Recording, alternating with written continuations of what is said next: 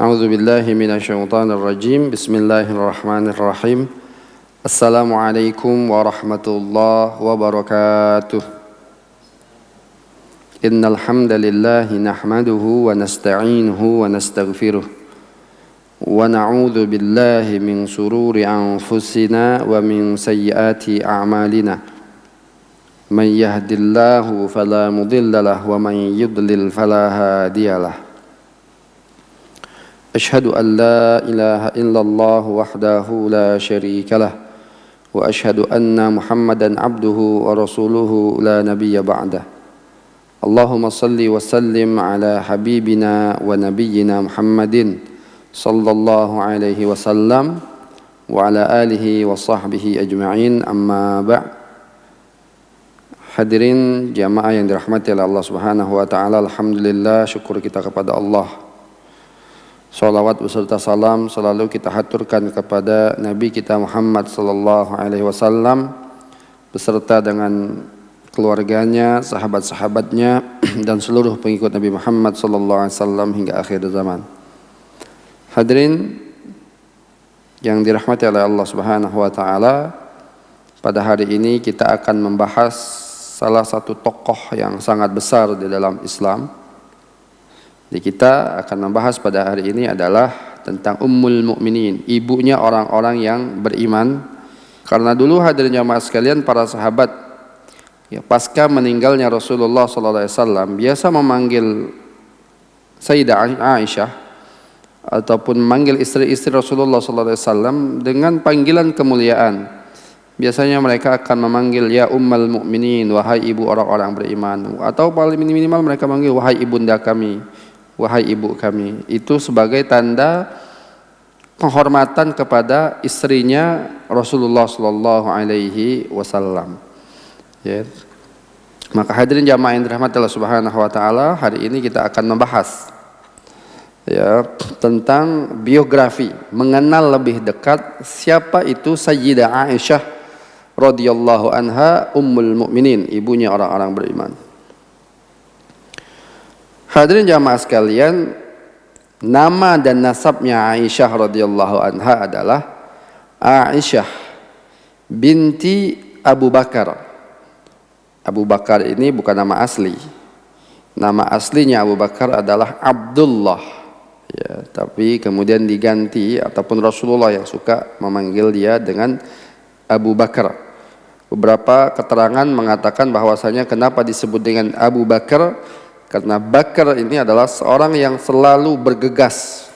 Karena Abu Bakar orang yang selalu bergegas dalam setiap kebaikan. Bahkan dia termasuk orang yang pertama dalam masuk Islam, maka nama dia dipanggil dengan Abu Bakar, orang yang selalu bergegas dalam kebaikan. Nama aslinya adalah Aisyah binti Abdullah. Abu Bakar nama aslinya adalah Abdullah bin Abi Quhafah. Abi Quhafah juga bukan nama asli ayahnya Abu Bakar. Namanya adalah Utsman. Ya.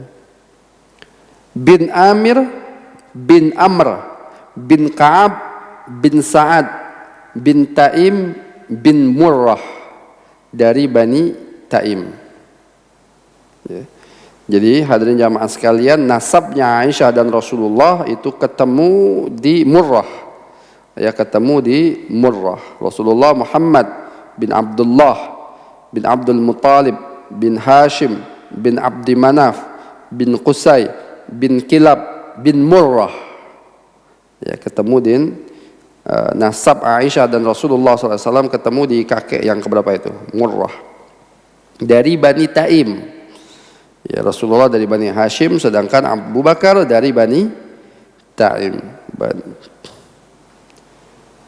Hadirin jamaah sekalian, ibunya, nama ibunya adalah Ummur Rumman binti Umair bin Amr dari Bani Kinanah.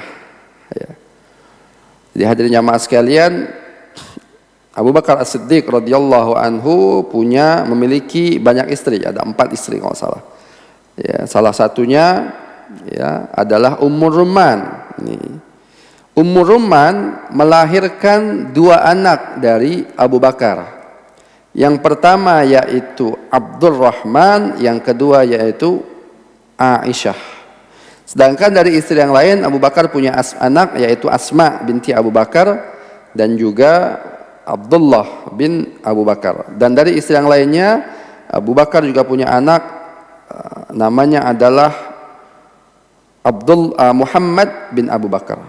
Ya, jadi hadirin jamaah sekalian, Abu Bakar memiliki beberapa anak, beberapa istri, dan salah satu istrinya itu Ummur Ruman memiliki anak Abdurrahman dan juga Aisyah radhiyallahu anha. Hadirin jamaah yang dirahmati Allah Subhanahu wa taala, Aisyah dilahirkan pada tahun keempat kenabian. Ya.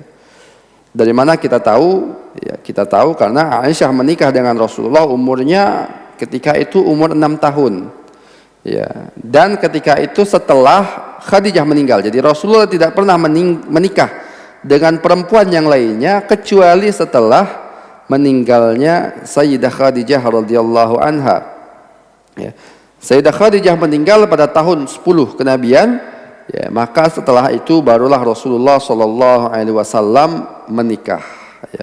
Umur Aisyah ketika itu berumur 6 tahun. Ya, umurnya masih 6 tahun. Ya, nanti kita akan bahas ya kenapa kok Rasulullah menikahi anak berumur 6 tahun ini. Hadirin jamaah yang dirahmati Allah Subhanahu wa taala, yang menjadi perantara ya, pernikahan antara Rasulullah sallallahu alaihi wasallam dan Aisyah radhiyallahu anha adalah seseorang bernama Khawlah binti Hakim, seorang perempuan. Jadi hadirin jamaah sekalian, ketika meninggalnya Khadijah radhiyallahu anha dan juga kemudian meninggal juga pamannya Rasulullah sallallahu alaihi wasallam yaitu Abu Talib, ya, yang mana di tahun itu disebut dengan Amul Huzni, tahun kesedihan. Karena Rasulullah ditinggalkan oleh dua orang yang selama ini mendukung dakwah Rasulullah sallallahu alaihi wasallam, yaitu Abu Talib pamannya dan juga Khadijah radhiyallahu anha, yaitu istri tercintanya. Maka Rasulullah terlihat sering merenung, yes, sering bersedih. Maka hal ini dilihat oleh Khawlah binti Hakim. Ketika Khawlah binti Hakim melihat Rasulullah, maka akhirnya Khawlah binti Hakim datang kepada Rasulullah SAW dan menawarkan, "Ya Rasulullah, apakah kamu tidak ingin menikah lagi setelah sepeninggal Khadijah radhiyallahu anha?" Kata Rasulullah, "Siapa yang akan dinikahi?" Ya. Kata Rasulullah, kata Khawlah binti Hakim, "Dari janda ataupun dari perawan." Ya. Kata Rasulullah, "Dari janda siapa? Dari perawan siapa?" Ya. Maka ketika itu Khawlah binti Hakim menawarkan dua orang. Dari janda namanya adalah Saudah binti Zam'ah. Ya, Saudah binti Zam'ah, salah seorang sahabiyah, ya, Ummul Mukminin. Dia juga orang yang pertama masuk Islam bersama suaminya. Dan sepulang daripada hijrahnya ke Habasyah, ya, sepulang dari Habasyah kembali lagi ke Mekah, suaminya meninggal dunia dan akhirnya Saudah binti Zam'ah diambil oleh Rasulullah SAW menjadi istri Rasulullah SAW sepeninggal Khadijah. Ya, yang pertama Rasulullah menikah dengan Saudah, dan Saudah adalah perempuan, sesungguhnya perempuan yang sudah sangat tua. Ya, tetapi Saudah binti Zam'ah adalah perempuan yang memiliki akhlak dan perangai yang begitu mulia. Orangnya penyantun, ramah, baik hati. Hadirin jamaah sekalian, maka Saudah binti Zam'ah lah yang mengatur segala keperluan Rasulullah SAW dan juga mengatur semua anak Rasulullah SAW dari Sayyidah Khadijah radhiyallahu anha. Maka hadirin jamaah yang dirahmati Allah Subhanahu wa taala, Rasulullah menikah ya dengan Saudah binti Zam'ah. Kemudian ya, menikah juga dengan Sayyidah Aisyah radhiyallahu anha yang waktu itu masih berumur 6 tahun. Ya. Dan Khawlah menawarkan dari perawan, yaitu anak daripada sahabat yang paling dekat denganmu. Siapa itu? Abu Bakar As-Siddiq radhiyallahu anhu. Maka hadirin jamaah sekalian, ya, tetapi kata Rasulullah SAW, bukankah Aisyah masih kecil? Ya, tapi nanti Aisyah radhiyallahu anha baru hidup bersama dengan Rasulullah SAW setelah hijrahnya Rasulullah SAW ke Madinah. Ya, jadi ketika itu masih umur 6 tahun, masih bersama ibu dan bapaknya di rumah Abu Bakar As-Siddiq radhiyallahu anhu. Hadirin jamaah yang dirahmati Allah Subhanahu wa taala, ya, mengenai pernikahan dengan Aisyah radhiyallahu anha ini, ya, Rasulullah sallallahu alaihi wasallam pernah dilihatkan oleh malaikat tentang Aisyah. Ya. Di sebuah hadis yang diriwayatkan oleh Imam Bukhari dan Muslim dari Aisyah radhiyallahu anha, bahwa Rasulullah sallallahu alaihi wasallam berkata kepadanya, "Aku diperlihatkan kepadamu dalam mimpi sebanyak 2 kali. Aku melihatmu di sepotong kain sutra putih. Ya. Jibril kemudian berkata kepadaku, ini istrimu. Aku kemudian menyingkap kain itu dan rupanya kamu," yaitu Aisyah radhiyallahu anha. "Lalu aku berkata, jika ini ketentuan dari Allah, maka pasti Allah akan melaksanakannya." Ya, hadis ini diriwayatkan oleh Imam Bukhari dan Imam Muslim, dan akhirnya benar terjadi. Aisyah radhiyallahu anha diambil oleh Rasulullah sallallahu alaihi wasallam menjadi istrinya. Hadirin jamaah sekalian, sebelum Aisyah, ya, dinikahkan oleh Abu Bakar As-Siddiq radhiyallahu anhu dengan Rasulullah sallallahu alaihi wasallam, Aisyah sebelumnya diminta oleh seorang musyrik Quraisy bernama Jubair bin Mu'tim untuk anaknya, diminta oleh Mu'tim bin Adi untuk anaknya Jubair bin Mu'tim. Jadi Aisyah sebelumnya itu sudah diminta. Ya, maka ketika Haulah binti Hakim datang kepada Abu Bakar As-Siddiq dan Ummu Ruman berkata bahwasanya, ya, Haulah ketika itu datang kepada Ummu Ruman mengatakan, "Wahai Ummu Ruman, keberkahan apa yang Allah Subhanahu wa taala takdirkan kepada kalian di rumah ini?" Maka kata Ummu Ruman, "Apa itu? Sesungguhnya Rasulullah mengutusku agar meminang Aisyah radhiyallahu anha untuknya." Maka kata Ummu Ruman, "Nikmatun wa barakah," kebaikan, nikmat dan barakah. Maka tetapi aku tidak bisa memutuskan kecuali setelah Abu Bakar As-Siddiq radhiyallahu anhu pulang. Maka akhirnya ketika Abu Bakar As-Siddiq pulang, diberitahu keinginan Rasulullah sallallahu alaihi wasallam, maka ketika itu Abu Bakar As-Siddiq mengatakan, apakah diperbolehkan, ya, dia menikah, ya, dengan anak saudaranya? Dengan anak saudaranya, karena Abu Bakar As-Siddiq ketika itu, ya, dari sebelum Rasulullah SAW diangkat menjadi adalah sahabat yang paling setia bersama Rasulullah Sallallahu Alaihi Wasallam. Maka hadirin jamaah sekalian, dan juga ketika itu Abu Bakar As-Siddiq, ya, sudah ada yang minta. Jadi Aisyah ini sudah pernah diminta oleh seorang musyrik Quraisy bernama Mu'tim bin Adi untuk anaknya yang bernama Jubair. Maka akhirnya Abu Bakar As-Siddiq, ya, belum bisa memutuskan terlebih dahulu, dan dia kembali atau pergi ke rumah Mu'tim bin Adi, ya, untuk membicarakan masalah pernikahan ini. Sebelum Abu Bakar As-Siddiq berbicara dengan Mu'tim bin Adi, maka ketika itu ada anaknya, ada istrinya, ada juga Mu'tim bin Adi mengatakan, "Wahai Abu Bakar, aku takut nanti setelah terjadi pernikahan antara anakku dan anakmu, engkau akan memaksa anakku Jubair untuk mengikuti kepercayaanmu." Ya. Maka ketika itu Abu Bakar bertanya kepada Jubair, "Benarkah seperti itu wahai Jubair?" Sebagaimana yang dia ucapkan wahai Abu Bakar. Artinya anaknya setuju dengan perkataan ayahnya ini. Maka ketika itu Abu Bakar merasa gembira, karena bukan dari Abu Bakar yang memutuskan hubungan pernikahan ini, tapi dari mereka, karena mereka takut nanti setelah pernikahan Jubair bin Mu'tim bin Adi dengan anak Abu Bakar, mereka takut Jubair ini akan dipaksa masuk Islam oleh Abu Bakar As-Siddiq radhiyallahu anhu. Akhirnya Abu Bakar kembali, ya, dan menerima lamaran daripada Rasulullah sallallahu alaihi wasallam. Hadirin jamaah yang dirahmati Allah Subhanahu wa taala, dan sebagaimana kita ketahui, ya, walaupun Rasulullah menikah dengan Aisyah di umur 6 tahun, tapi kemudian Rasulullah baru sekamar dengan Rasulullah sallallahu Aisyah radhiyallahu anha baru sekamar dengan Rasulullah sallallahu alaihi wasallam setelah hijrahnya Rasulullah sallallahu alaihi wasallam ke Madinah. Ya, setelah hijrahnya Rasulullah sallallahu alaihi wasallam ke Madinah. Hadirin jamaah yang dirahmati Allah Subhanahu wa taala. Maka dalam pernikahan Nabi dan Aisyah ini, dan Sayyidah Aisyah radhiyallahu anha ini, maka ada beberapa hikmah, ya, Syekh Sulaiman An-Nadwi menuliskan di dalam kitabnya tentang biografi Sayyidah Aisyah radhiyallahu anha ada beberapa hikmah. Yang pertama dari pernikahan Aisyah radhiyallahu anha itu membatalkan tradisi jahiliyah, yaitu larangan pernikahan antar saudara. Jadi dulu di zaman jahiliyah, kalau dua orang bersaudara walaupun dia bukan saudara kandung, tetapi memiliki hubungan persaudaraan yang dekat, ya, teman atau kerabat dekat seperti kita pada hari ini, ada jamaah sekalian, itu tradisi jahiliyah, anaknya dilarang untuk dinikahi karena mereka menganggap saudaranya ini seperti saudara kandung, ya. Maka dengan pernikahan antara Aisyah radhiyallahu anha dan juga Abu Bakar dan juga Rasulullah sallallahu alaihi wasallam, maka ini membatalkan tradisi jahiliyah yang salah ini. Artinya, dan ini karena itulah Abu Bakar bertanya kepada Rasul, apakah diperbolehkan menikahkan antara anakku yang mana aku adalah saudara untukmu, ya, kerabat, ya, untukmu.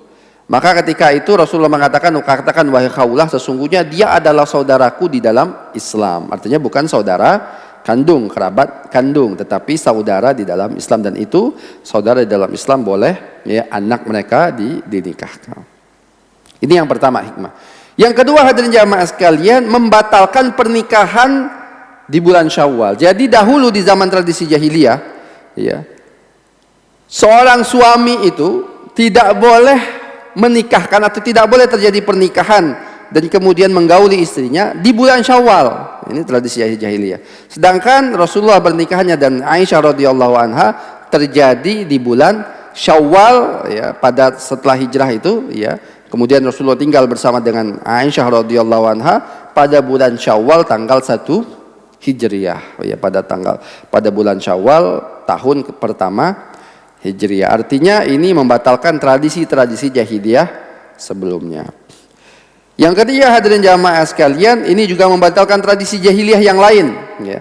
Di antaranya yaitu, ya, seseorang suami ketika dia menikah dengan seorang perempuan, maka, ya, dia tidak boleh menggauli istrinya untuk pertama kali kecuali di atas kendaraan. Jadi biasanya dulu ada onta, di atasnya itu ada kendaraan, ya. Dia kalau ingin menggauli istrinya pertama kali itu diharuskan di atas kendaraan tersebut. Ya, ini tradisi jahiliyah dan ini sudah dihapuskan oleh Islam ketika pernikahan antara Sayyidah Aisyah radhiyallahu anha dengan Rasulullah sallallahu alaihi wasallam. Hadirin jamaah yang dirahmati Allah Subhanahu wa taala, kemudian sebagaimana kita ketahui Aisyah radhiyallahu anha, ya, menikah di umur 6 tahun. Kemudian, ya, hadirin jamaah sekalian, setelah Abu Bakar ayahnya dan Rasulullah SAW hijrah, ya, sesampai Rasulullah SAW di Madinah, maka ketika itu Rasulullah SAW memerintahkan Usamah bin Zaid, maula Rasulullah SAW, untuk mengajak keluarganya ke Madinah, yaitu Saudah binti Zam'ah yang sudah memang dinikahi terlebih dahulu, dan anak-anaknya, ya, anak-anak Rasulullah SAW, ya. Kemudian hadirin jamaah sekalian, Abu Bakar juga mengirimkan surat kepada Usamah bin Zaid agar Abdullah bin Abu Bakar membawa serta keluarganya untuk hijrah ke Madinah. Jadi setelah Rasulullah dan Abu Bakar hijrah, barulah anak-anaknya Rasulullah dan anak-anaknya Abu Bakar radhiyallahu anhu, ya, hijrah ke Madinah. Maka hadirin jamaah setelah hijrah ke Madinah, ya, kemudian Rasulullah membangun masjid dan mengatur keadaan di Madinah. Barulah setelah itu Ummu Ruman dan Abu Bakar As-Siddiq mengingatkan Rasulullah SAW tentang pernikahan mereka dengan Aisyah radhiyallahu anha. Baru kemudian, ya, ada rumah yang dibuat oleh Rasulullah SAW di samping Masjid Nabawi, yaitu kamarnya Sayyidah Aisyah radhiyallahu anha dan juga kamarnya Saudah binti Zam'ah radhiyallahu anha. Hadirin jamaah sekalian, kemudian, ya, Aisyah ketika itu masih sangat kecil, ya, masih umur 9 tahun. Ya, hadirin jamaah sekalian, ketika itu Aisyah radhiyallahu anha lagi main ayunan, tiba-tiba dipanggil oleh ibunya masuk ke dalam rumah. Ternyata sudah ada banyak wanita-wanita dari kalangan kaum Ansar. Ya, akhirnya, ya, Sayyidah Aisyah radhiyallahu anha kemudian dihias oleh perempuan-perempuan Ansar ini dan kemudian, ya, diberikan kepada Rasulullah sallallahu alaihi wasallam, ya di kamarnya Rasulullah dan Aisyah radhiyallahu anha. Hadirin jamaah yang dirahmati Allah Subhanahu wa taala, ya, kemudian hadirin jamaah sekalian, sebagaimana kita ketahui, ya, Rasulullah sallallahu alaihi wasallam memberikan banyak pendidikan kepada Sayyidah Aisyah radhiyallahu anha. Ya. Dan Aisyah radhiyallahu anha sebagai seorang yang masih sangat muda ketika itu, ya, umur Aisyah ketika Rasulullah meninggal saja umurnya masih 19 tahun, ya, masih sangat muda. Dan dia mengambil banyak genetik daripada ayahnya, yaitu dengan kecerdasan, kebijaksanaan ayahnya. Jadi Aisyah radhiyallahu anha orang yang sangat cerdas, orang yang sangat pintar. Bahkan nanti kita akan melihat bagaimana, ya, peran-peran beliau di dalam masyarakat Islam. Ya. Sahabat banyak yang mengakui keilmuan Sayyidah Aisyah radhiyallahu anha. Setiap ada masalah apapun selalu berkonsultasi dengan Sayyidah Aisyah radhiyallahu anha, karena dialah yang paling mengetahui tentang tafsir Al-Quran, tentang hukum fikih, tentang ilmu waris, dan banyak yang lainnya. Hadirin jamaah yang dirahmati Allah Subhanahu wa taala, bahkan Aisyah radhiyallahu anha adalah perawi hadis terbanyak, ya, setelah Abu Hurairah radhiyallahu an. Ya, jadi banyak sekali hadis-hadis yang diriwayatkan oleh, karena Aisyah radhiyallahu an selalu bersama Nabi, menyaksikan, ya, kehidupan Rasulullah SAW 24 jam. Ya. Bahkan bagaimana kehidupan rumah tangga Nabi SAW, Aisyah menyaksikan itu dan dikisahkan dan diceritakan oleh Sayyidah radhiyallahu anha, ya, di dalam banyak hadisnya. Karena itulah kita akan lihat nanti bagaimana, ya, kehidupan rumah tangga Rasulullah SAW dengan Ummul Mukminin, dengan para istri-istri beliau, terkhusus bagaimana kehidupan rumah tangga Aisyah radhiyallahu anha dan Rasulullah sallallahu alaihi wasallam. Hadirin jamaah yang dirahmati Allah Subhanahu wa taala, dan sebagaimana kita ketahui juga, Aisyah radhiyallahu anha adalah istri yang paling dicintai oleh Nabi, ya, daripada istri-istri yang lainnya. Ya. Dan ini hadirin jamaah sekalian harus kita ketahui bahwasanya hal ini bukan hanya karena Aisyah radhiyallahu anha adalah wanita yang cantik, ya, bukan hanya masalah itu. Karena kalau hanya masalah cantik saja, istri Rasulullah yang lain banyak yang cantik-cantik. Ya. Sofiyah binti Huyai bintul Akhtab, ya, seorang perempuan Yahudi, anak Huyai bin Akhtab, tokoh Bani Nadir, itu adalah perempuan yang cantik juga. Ya. Dan banyak, Ummu Salamah, kemudian Hafsah binti Umar, itu perempuan, semuanya adalah perempuan-perempuan yang cantik. Jadi kecintaan Rasulullah SAW kepada Sayyidah Aisyah radhiyallahu anha bukan hanya karena Sayyidah Aisyah cantik. Ya, cantik memang benar, Sayyidah Aisyah cantik. Tetapi bukan hanya masalah itu. Tetapi banyak yang dilihat oleh Rasulullah SAW. Salah satunya adalah nasab beliau yang sangat mulia. Beliau adalah anak daripada sahabat terdekatnya, yaitu Abu Bakar As-Siddiq radhiyallahu anha. Kemudian Sayyidah Aisyah radhiyallahu anha adalah salah satu daripada istri-istri Nabi, dari satu-satunya istri Nabi SAW yang dinikahi oleh Rasulullah perawan. Selain itu Rasulullah menikahi janda.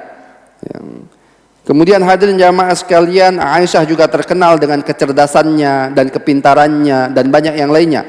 Yang kemudian hadirin jamaah sekalian, Aisyah radhiyallahu anha memiliki kedudukan yang sangat mulia di hadapan Rasulullah sallallahu alaihi wasallam. Hadirin jamaah yang dirahmati Allah Subhanahu wa taala, ya. Dan hikmah terbesar juga pada hari ini hadirin jamaah sekalian, banyak sekali, ya, tuduhan-tuduhan yang sangat keji kepada Sayyidah Aisyah radhiyallahu anha dan juga kepada Rasulullah sallallahu alaihi wasallam, khususnya tentang pernikahannya Rasulullah dan Aisyah. Ya, dikatakan bahwasanya Aisyah itu menikah Rasulullah itu, ya, banyak perkataan khususnya dari orang-orang kafir, ya, orang-orang orientalis mengatakan itu maniak seks karena dia menikahi anak kecil berumur berapa? 6 tahun, ya, dan dinikahi kemudian digauli ketika Aisyah radhiyallahu anha berumur 9 tahun. Ya. Bagaimana bisa, ya, menikah dengan seorang anak kecil, ya, yang belum tahu mengenai apa-apa, sedangkan Rasulullah ketika itu umurnya sudah di atas 50 tahun.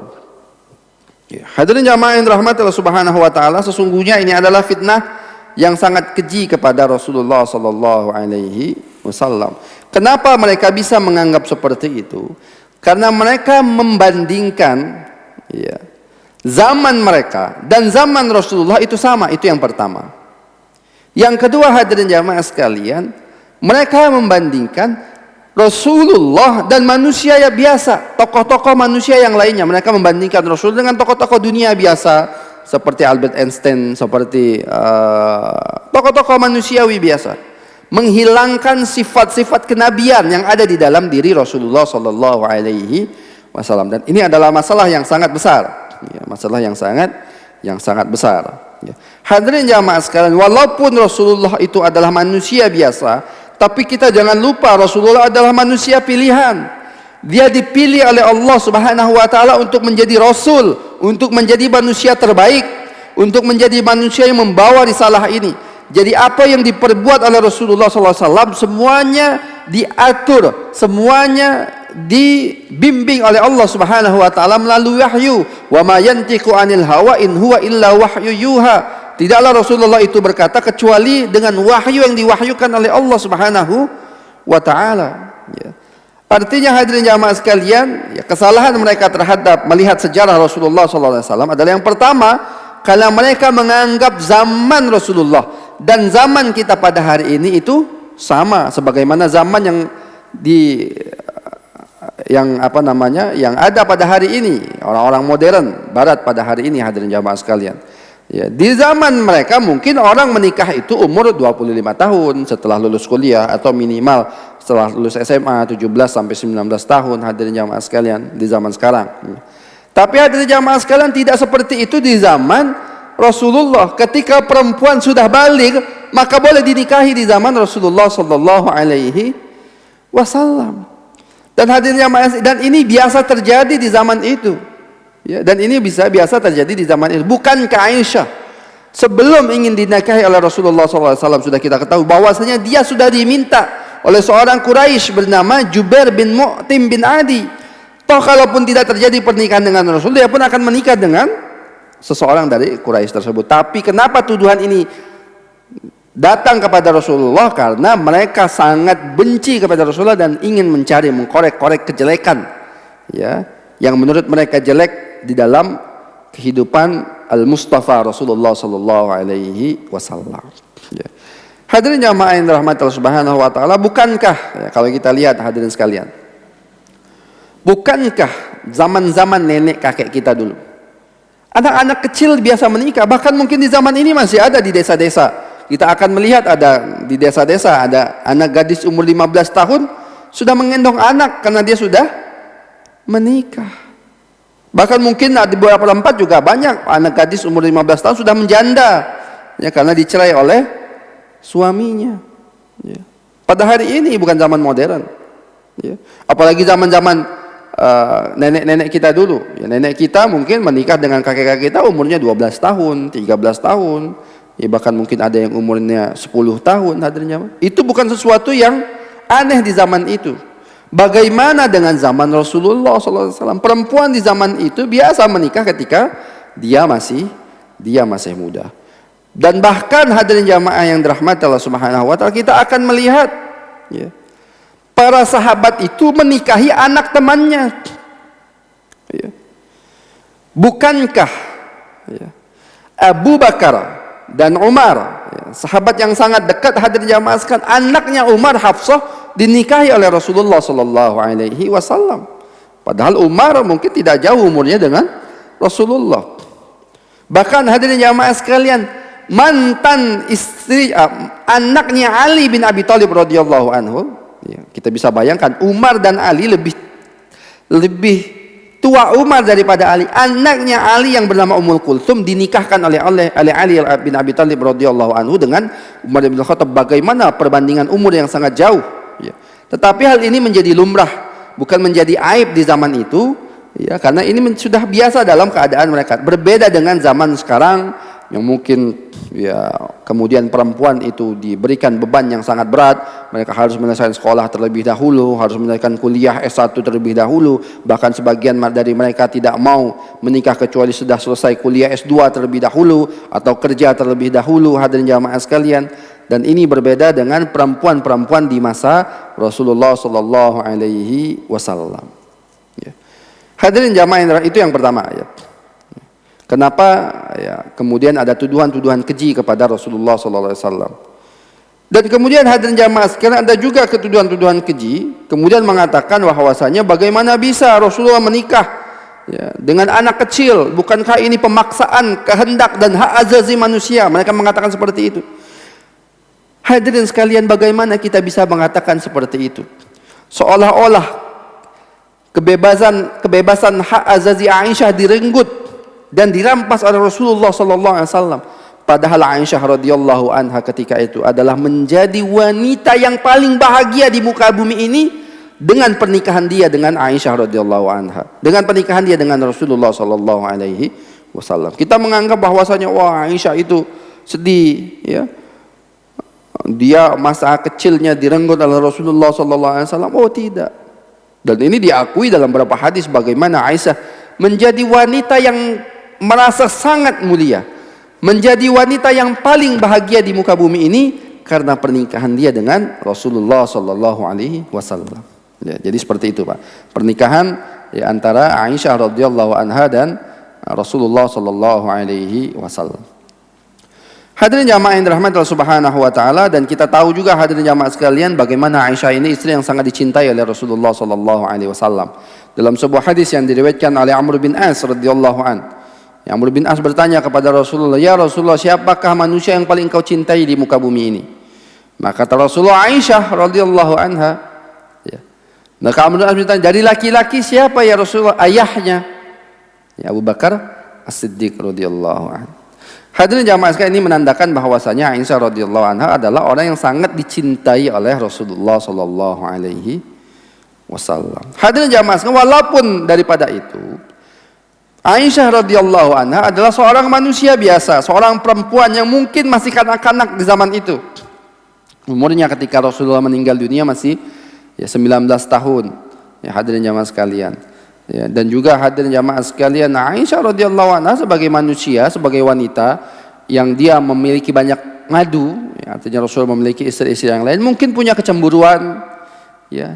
Mungkin ada sikap dan kata-kata dia yang kasar kepada Rasulullah sallallahu alaihi wasallam dalam kacamata kita, tetapi hal itu semuanya ya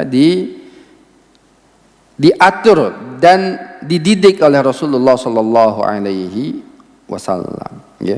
Dan Aisyah sebagaimana kita ketahui, dan ini diceritakan sendiri oleh Aisyah radhiyallahu anha dalam beberapa hadis, ya, bagaimana Aisyah radhiyallahu anha orang yang sangat pencemburu, sebagaimana wanita yang lain, istri-istri Rasulullah juga sangat cemburu kepada Aisyah. Ya, istri-istri yang lain juga sangat cemburu, bahkan ya, ada istri Rasulullah sallallahu alaihi wasallam, Ummu Salamah, ya, sempat ya menyampaikan kepada Rasulullah tentang ya, kecemburuan istri-istri yang lainnya tentang sikap Rasulullah kepada Aisyah radhiyallahu anha. Tapi kemudian ya, Rasulullah tetap membela Aisyah radhiyallahu anha. Kata Rasulullah, "Wahai Ummu Salamah, janganlah kalian bicarakan tentang Aisyah radhiyallahu anha. Sesungguhnya tidaklah turun wahyu ya di atas selimut kecuali itu di atas selimutnya Aisyah radhiyallahu anha." Ya, bagaimana hadirin jamaah sekalian keutamaan Aisyah radhiyallahu anha di hadapan Rasulullah sallallahu alaihi wasallam. Dan hadirin jamaah sekalian, juga di dalam kehidupan Aisyah radhiyallahu anha bersama dengan Rasulullah sallallahu alaihi wasallam, Aisyah radhiyallahu anha mengalami satu fitnah yang sangat keji yang datang dari orang-orang munafik ya, yang ingin menghancurkan kehidupan Rasulullah sallallahu alaihi wasallam dan juga menghancurkan kehidupan kaum muslimin ketika itu dengan cara mengadu domba dan membuat fitnah di antara kaum muslimin, ya. Ya, dengan salah satu tragedi yaitu hadithul ifki, ya, berita bohong mengenai Aisyah radhiyallahu anha yang dituduh selingkuh dengan seorang sahabat Ahlul Badar, ya, bernama Safwan ibnu Mu'attal. Ya. Hadirin jamaah sekalian, sebagaimana kita ketahui bahwasanya ketika perang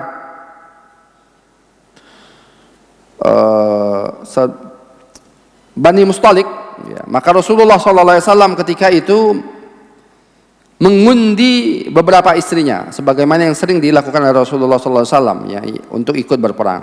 Ternyata ketika itu undian jatuh kepada Aisyah radhiyallahu anha. Maka hadirin jamaah sekalian, akhirnya Aisyah mengikuti Rasulullah SAW. Sepulang mereka ke Madinah, tiba-tiba Rasulullah SAW, Aisyah radhiyallahu anha ingin ya membuang hajat atau ingin melaksanakan hajatnya. Maka Aisyah turun daripada tandunya dan pergi untuk melaksanakan hajatnya. Ketika dia pulang lagi ke tandu, ternyata Aisyah sadar bahwasanya kalungnya kepemilikan Asma itu jatuh. Maka akhirnya Aisyah keluar lagi daripada tandunya dan mencari kalung ini. Ternyata hadirin jamaah sekalian, ketika Aisyah kembali, ya pasukan kaum muslimin ketika itu sudah pergi meninggalkan Aisyah radhiyallahu anha. Ya.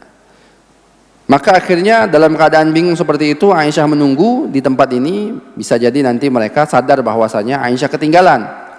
Ya, akhirnya hadirin jamaah, ternyata di belakang ada seorang sahabat bernama Safwan ibnu Attal yang memang disuruh untuk sebagai tukang sisir, ya, menyisir perjalanan kalau nanti takut ada yang tertinggal. Maka Aisyah ketika itu tertidur, maka Safwan ibnu Attal melihat Aisyah, dan dia tahu ini Aisyah karena dia pernah melihat Aisyah sebelum turunnya ayat hijab.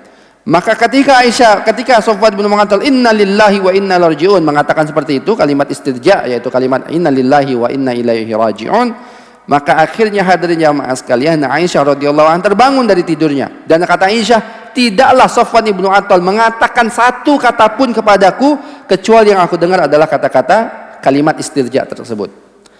Maka hadirin jamaah sekalian, maka Safwan bin Mu'attal meletakkan tunggangannya, yaitu kudanya, agar bisa dinaiki Aisyah. Kemudian Aisyah naik dan Safwan bin Mu'attal jalan, ya, dan Aisyah berada di atas kudanya sampai kemudian bertemu dengan rombongan kaum muslimin, rombongan Rasulullah SAW, dan sampai di Madinah. Kemudian Aisyah radhiyallahu anha jatuh sakit, ya. Setelah Aisyah radhiyallahu anha jatuh sakit, maka tersebar fitnah, terkhusus dibuat oleh Abdullah bin Ubay bin Salul, tokoh munafik Madinah. Ya, mereka membuat fitnah yang sangat keji, ya, tentang Aisyah radhiyallahu anha. Dikatakan bahwasanya Sayyidah Aisyah radhiyallahu anha itu, ya, berselingkuh dengan Safwan ibnu Mu'attal, salah seorang sahabat yang begitu mulia, Ahlul Badar, orang yang ikut dalam perang Badar. Maka hadirin yang dirahmati Allah Subhanahu wa taala, akhirnya Aisyah tidak tahu itu sampai kemudian Ummu Mistah, ya, ini tidak sengaja mengucapkannya. Ternyata anaknya Mistah ini ikut andil dalam menyebarkan hadithul ifki ini, dalam menyebarkan kata-kata dusta ini, berita dusta ini. Maka hadirin jamaah sekalian, Ummu Mistah tanpa sengaja mengatakan hal itu kepada Aisyah radhiyallahu anha. Kemudian Aisyah menjadi tambah sedih lagi, tambah sakit. Kemudian pulang ke rumahnya, rumah Abu Bakar, ya, kemudian ke rumah ibunya. Abu Bakar dan ibunya juga tidak bisa berbuat apa-apa. Rasulullah juga tidak bisa berbuat apa-apa karena tidak ada, ya, ayat yang turun oleh Allah Subhanahu wa taala, ya, berkaitan dengan ibunda kita Aisyah radhiyallahu anha. Sampai kemudian, ya, dalam cerita yang panjang hadirin jamaah sekalian, sampai kemudian Allah Subhanahu wa taala menurunkan surat An-Nur, ya, ayat 11 tentang bagaimana Allah, ya, mensucikan Aisyah daripada berita-berita dusta tersebut. Allah Subhanahu wa taala berfirman, "Innal ladzina ja'u bil ifki usbatum minkum la tahsabuhu syarran lakum bal huwa khairul lakum likulli imri'in minhum maktasaba minal itsm walladzi tawalla kibrahu minhum lahu adzabun azim." Sesungguhnya orang-orang yang membawa berita bohong itu adalah dari golongan kamu juga.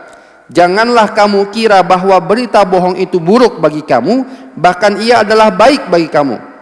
Tiap-tiap seseorang dari mereka mendapat balasan dari dosa yang dikerjakannya, dan siapa di antara mereka yang mengambil bahagian yang terbesar dalam penyiaran berita bohong itu, baginya azab yang besar.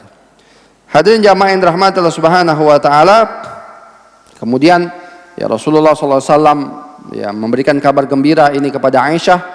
Dan Aisyah radhiyallahu anha kemudian bersujud, ya, bersyukur kepada Allah Subhanahu wa taala atas penyucian diri oleh Allah Subhanahu wa taala dari tuduhan keji yang dibuat oleh orang-orang munafik kepada Rasulullah dan keluarga Rasulullah sallallahu alaihi wasallam. Dan hadirin jamaah sekalian, Aisyah radhiyallahu anha memiliki kemuliaan yang begitu mulia karena Rasulullah sallallahu alaihi wasallam, ya, ketika sakitnya meminta tinggal di rumah Aisyah, bahkan meninggal dunia di rumah Aisyah, ya. Dan meninggal dunia di pelukan Aisyah. Jadi Rasulullah SAW meninggal dunia di pelukannya Sayyidah Aisyah radhiyallahu anha, di kamarnya Sayyidah Aisyah radhiyallahu anha, dan dimakamkan di kamarnya, di tempat dia meninggal, yaitu di kamarnya Sayyidah Aisyah radhiyallahu anha. Yang hari ini kalau kita datang ke Masjid Nabawi, kita akan melihat ya, bagaimana itulah kamarnya Sayyidah Aisyah radhiyallahu anha yang sekarang menjadi makam Rasulullah SAW dan dua sahabat yang utama, yaitu Abu Bakar As-Siddiq dan Umar ibn Khattab radhiyallahu anhuma. Hadirin jamaah yang dirahmati oleh Allah Subhanahu wa taala, maka setelah meninggalnya Rasulullah sallallahu alaihi wasallam, ya, Aisyah radhiyallahu anha, ya, sebagaimana kehidupan para istri-istri Nabi yang lain, mereka banyak di rumah, ya, kemudian mereka juga, hadirin jamaah sekalian, ya, memberikan banyak manfaat bagi kaum muslimin, ya. Dan sebagaimana pendidikan Abu Bakar As-Siddiq radhiyallahu anhu agar Aisyah radhiyallahu anha dan pendidikan Rasulullah, Aisyah terkenal orang yang banyak mensedekahkan hartanya. Ya, di zaman Abu Bakar dia mensedekahkan banyak harta. Di zaman Umar kemudian membuat, ya, Umar ini orang yang sangat cerdas dalam pengaturan terhadap negara. Kemudian Umar memberikan jatah setiap tahunnya 1.000 dinar kepada istri-istri Nabi, dan khusus kepada Aisyah radhiyallahu anha diberikan 1.200 dinar karena Aisyah radhiyallahu anha adalah istri tercinta Rasulullah sallallahu alaihi wasallam. Dan Aisyah radhiyallahu anha sering membagikan harta tersebut, ya, untuk orang-orang miskin, untuk orang-orang yang membutuhkan, hadirin jamaah sekalian. Di zaman Utsman radhiyallahu anha begitu juga, ya. Aisyah radhiyallahu anha membagikan hartanya, kemudian mengajarkan banyak ilmu, banyak orang bertanya tentang hukum-hukum kepada beliau karena Aisyah radhiyallahu anha banyak mengikuti kehidupan Rasulullah dan juga banyak tahu tentang ayat-ayat Allah dan juga banyak faham tentang fikih, hukum-hukum fikih. Hadirin jamaah sekalian, tetapi di akhir zaman Utsman mulai ada fitnah. Ya, mulai ada fitnah, ya. Dan hadirin jamaah sekalian, ujung daripada fitnah di zaman Utsman bin Affan radhiyallahu anhu adalah terbunuhnya Khalifah Utsman bin Affan radhiyallahu anhu. Ya. Hadirin yang dirahmati Allah Subhanahu wa taala, kemudian setelah itu fitnah menjadi lebih besar. Setelah Khalifah Ali bin Abi Thalib dibaiat menjadi khalifah di Madinah, ya, oleh beberapa sahabat, ya, dan mayoritas penduduk Madinah membaiat Ali bin Abi Thalib radhiyallahu anhu, maka ketika itu, ya, Aisyah yang kebetulan sedang berada di Mekah ketika terjadinya pembunuhan terhadap Utsman ini, maka Aisyah ingin melakukan islah dan Aisyah ingin menuntut balas dendam kepada siapa pembunuh Utsman bin Affan. Maka berkumpullah 3 orang sahabat, ya, Aisyah dan juga 2 orang sahabat yang mulia, yaitu Thalha bin Ubaidillah dan juga Zubair bin Al-Awwam. Thalha bin Ubaidillah seorang sahabat mulia, salah satu al-mubasyiruna bil jannah, orang yang dipastikan masuk surga. Begitu juga dengan Zubair bin Awwam, saudara Rasulullah dan dipastikan masuk surga oleh Rasulullah sallallahu alaihi wasallam.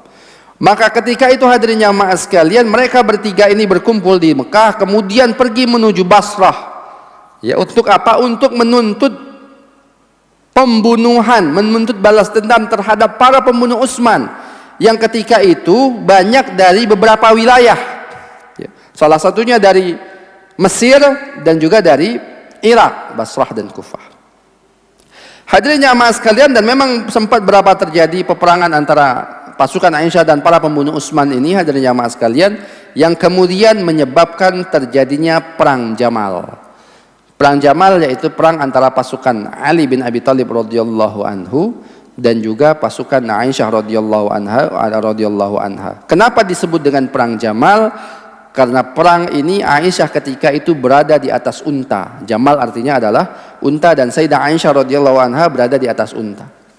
Nah, hadirin jamaah sekalian, ya, sesungguhnya perang Jamal ini tidaklah terjadi kecuali karena provokasi orang-orang yang memang menginginkan Islam ini terpecah belah. Ya, salah satunya adalah kelompok Sabaiyah, kelompok Abdullah bin Saba. Siapa ini Abdullah bin Saba? Abdullah bin Saba adalah orang Yahudi yang pura-pura masuk Islam. Ya. Orang Yahudi yang pura-pura masuk Islam. Maka dialah yang membuat provokasi di zaman Utsman untuk menebarkan fitnah terhadap Khalifah Utsman. Ya. Dan juga mengagung-agungkan Khalifah Ali bin Abi Thalib radhiyallahu anhu. Ya. Dialah yang kemudian hadirin jamaah sekalian memprovokasi antara pasukan Ali dan pasukan Aisyah. Jadi setelah sebelum peperangan Jamal ini, ketika kelompok Aisyah radhiyallahu anha dan juga kelompok Zubair bin Awam dan Ubaidillah ibnu Talha bin Ubaidillah ini, hadirin jamaah sekalian, maka sesungguhnya hari itu sudah hampir terjadi perdamaian antara mereka. Ya, karena keinginan Aisyah, Zubair dan Talha hanyalah satu, yaitu ingin membuat islah di antara kaum muslimin dan ingin menghukum para pembunuh Utsman bin Affan radhiyallahu. Hanya itu saja keinginan mereka. Tidaklah mereka itu menginginkan yang lainnya, apalagi menginginkan untuk menggerogoti pasukan ataupun menghancurkan pasukan Ali bin Abi Thalib. Tidak ada sedikit pun hal itu terbesit di dalam pemikiran Aisyah radhiyallahu anha dan juga sahabat Talhah dan juga Zubair bin Awam. Yang mereka inginkan hanyalah perdamaian di antara kaum muslimin dan ya dihukum qisasnya para pembunuh Utsman bin Affan radhiyallahu anhu. Maka hadirin jamaah sekalian, dan di malam itu ya, sesungguhnya hal itu sudah hampir terjadi perdamaian antara pasukan Imam Ali bin Abi Thalib radhiyallahu anhu dan juga pasukan Aisyah, Talha dan Zubair. Difasilitasi oleh seseorang sahabat bernama Qa'qa' bin Amir At-Tamimi. Ya, Qa'qa' bin Amir At-Tamimi, seorang sahabat mulia begitu perkasanya ya, yang menginginkan islah di antara keduanya. Dan akhirnya hadirin jamaah sekalian, terjadilah islah di malam itu, bahwasanya mereka sepakat untuk kembali lagi. Ya, tidak sampai terjadi pertemuan, dan mereka menginginkan bahwasanya pembunuh Utsman dihukum qisas. Dan hal ini sudah disiapkan oleh Imam Ali bin Abi Thalib radhiyallahu anhu dan disetujui. Maka di malam itu, setelah orang-orang kaum Sabaiyah ini mengetahui bahwasanya Imam Ali setuju dengan apa yang diinginkan oleh Aisyah radhiyallahu anha dan Zubair dan Talhah, maka mereka hadirin jamaah sekalian, mereka was-was karena mereka tahu mereka lah dalang daripada pembunuhan Utsman. Kalau kemudian Ali bin Abi Thalib dan juga Aisyah radhiyallahu anha bersepakat, yang paling berbahaya dalam kesepakatan itu adalah mereka yang sudah membuat perpecahan di antara kaum muslimin dan sudah menumpahkan darah Khalifah Utsman bin Affan radhiyallahu anhu. Maka akhirnya hadirin jamaah sekalian, mereka bersepakat pada malam hari itu untuk membuat dua buah pasukan.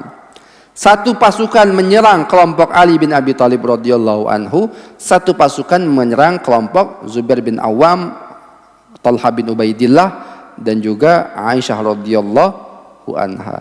Kemudian hadirin jamaah, ketika subuh hari, di tengah subuh yang masih gelap gulita, dan kemudian kedua pasukan diserang secara tiba-tiba, maka kemudian kedua pasukan tadi mengatakan, pasukan Aisyah mengatakan bahwasanya pasukan Ali sudah menyerang kita. Begitu juga dengan pasukan Ali mengatakan bahwasanya pasukan Aisyah sudah menyerang kita. Maka peperangan itu tidak bisa dihindarkan dan akhirnya terjadilah pertempuran tersebut. Dan Khalifah Ali dan Zubair bin Awam juga Talha bin Ubaidillah, hadirin jamaah sekalian, selalu mengatakan kepada pasukannya untuk menahan diri, jangan sampai terjadi peperangan. Imam Ali juga berkata seperti itu, jangan kalian serang mereka. Tapi karena fitnah yang sudah begitu besar, sehingga apa yang dikatakan Imam Ali, apa yang dikatakan oleh Zubair, apa yang dikatakan oleh Talha tidak didengar oleh pasukannya.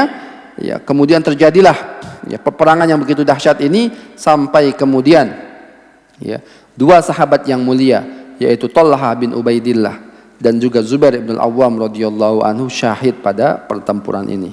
Ya. Dan akhirnya hadirin jamaah sekalian, Imam Ali radhiyallahu anhu menangis terseduh-seduh. Bagaimana dua sahabat yang masih juga mempunyai hubungan dengan Ali. Ya, Zubair bin Awam, ibunya Safiyah. Ibunya adalah Safiyah binti Abdul Muttalib, adalah bibinya Ali. Artinya Zubair bin Awam dan Ali adalah saudara sepupu. Ya.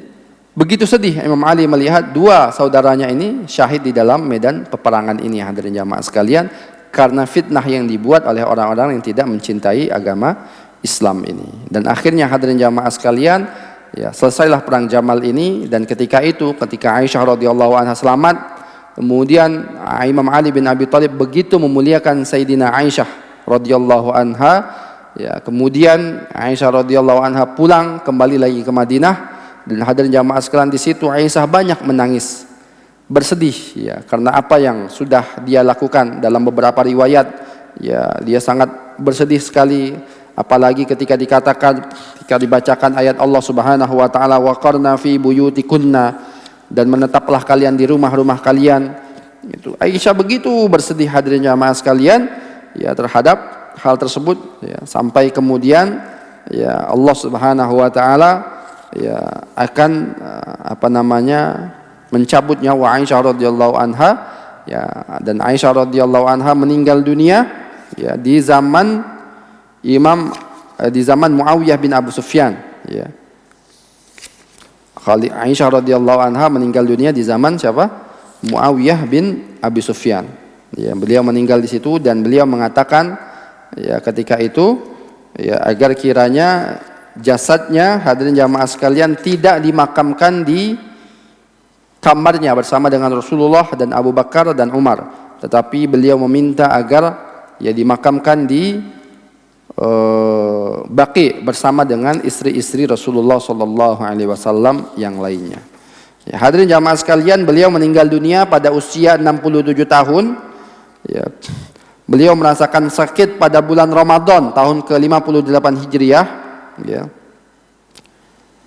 Hadirin jamaah sekalian, akhirnya ketika beliau meninggal dunia ya beliau meminta untuk dimakamkan di Baqi bersama dengan istri-istri Rasulullah sallallahu alaihi wasallam yang lain ya, dan akhirnya hadirin jamaah sekalian beliau dimakamkan di situ, dan Abu Hurairah radhiyallahu anhu yang menjadi gubernur di Madinah ketika itu ya mensolati Aisyah ya. Kemudian hadirin jamaah sekalian ya yang turun ke kuburan ketika itu adalah Qasim bin Muhammad bin Abu Bakar, Abdullah bin Abdurrahman bin Abu Bakar, Abdullah bin Atiq, Urwah bin Zubair, dan Abdullah bin Zubair ya. Mereka inilah kemudian yang turun ya untuk memakamkan Sayyidatina Aisyah radhiyallahu anha di pemakaman Baqi. Bahkan hadirin jamaah sekalian, Madinah ketika itu dipenuhi dengan lilin. Al-Masruq berkata, jikalau bukan karena suatu urusan, pastilah Madinah akan diliputi dengan nihayah ataupun meratapi kematian terhadap kematiannya Sayyidatina Aisyah radhiyallahu anha. Hadirin jamaah yang dirahmati Allah Subhanahu wa taala, ya itulah sedikit ya kisah tentang bagaimana ya kehidupan manusia yang begitu mulia, Ummul Mukminin, ibunda kita semua, ibunda orang-orang beriman, yaitu Aisyah radhiyallahu anha. Kehidupan yang dipenuhi dengan ilmu, kehidupan yang dipenuhi dengan tarbiyah pendidikan dari Rasulullah sallallahu alaihi wasallam, kehidupan yang dipenuhi dengan kezuhudan ya. Jadi Aisyah radhiyallahu anha orang yang sangat zuhud ya. Dikisahkan bahwasanya di zaman Muawiyah pernah mengirimkan uang kepada Sayyidina Aisyah radhiyallahu anha sebanyak 100.000 dinar emas ya. Dan hadirin jamaah sekalian, uang itu tidak sampai sore hari di rumah Aisyah radhiyallahu anha kecuali semuanya sudah disedekahkan oleh Aisyah radhiyallahu anha. Bagaimana kezuhudan Aisyah radhiyallahu anha. Kehidupan yang dipenuhi dengan cahaya nubuah dari Rasulullah sallallahu alaihi wasallam, dan kita banyak mengambil pelajaran. Ya, kita banyak mengambil ilmu dari kehidupan Aisyah. Ilmu tentang hukum fikih, ilmu tentang tafsir, ilmu banyak macam yang kemudian dituliskan oleh para ulama di dalam kitab-kitab fikih mereka. Ini saja yang bisa saya sampaikan. Jazakallahu khairan katsira. Assalamualaikum warahmatullahi wabarakatuh.